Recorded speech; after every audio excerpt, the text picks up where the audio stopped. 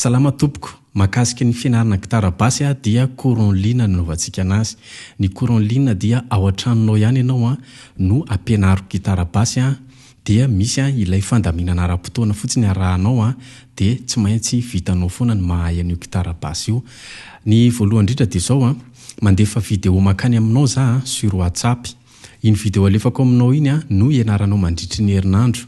Vidéo manodidina ny 5 minutes na 4 minutes eo vidéo lesona na hira na fanafulana tanana arakarak'izay nivoanao eo dia ina mety hoe vidéo mety ho 10, mety ho 3, mety ho 9 arakarak'izay dia ina alefako makany aminao isaky ny latsinainy sy zoma.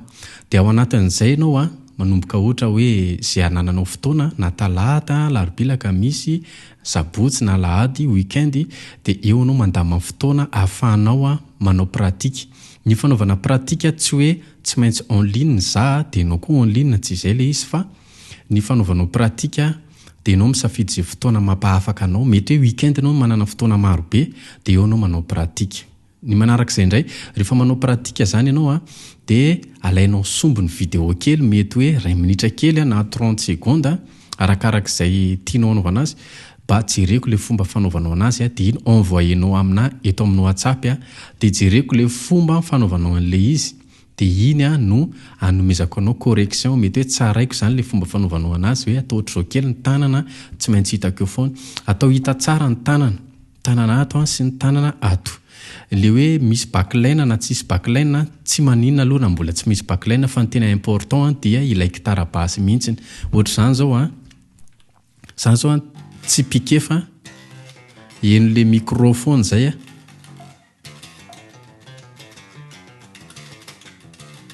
eno microphone zay na dia tsy piqué ary le izy eniko foana fa le tanana mitendry mihitsy mila eno tsara. Rehefa réglé tsara fotsiny gitara basinao tsy mivalana dia izay ny zava-dehibe. Hitako le fomba fanaovanao anazy. Dia ny manaraka izay indray rehefa mitohy foana izay fomba fiasantsika izay dia izay no ahitantsika vokatra amin'ity courant ligne ity.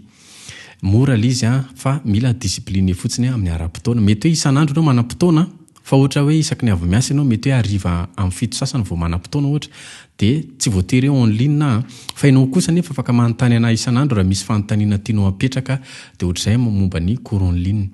Dia ny écolage sy ny momba ny abonnement sy ny inscription dia efa soratako eo amin'io ambany io le izy. Saora tompoko.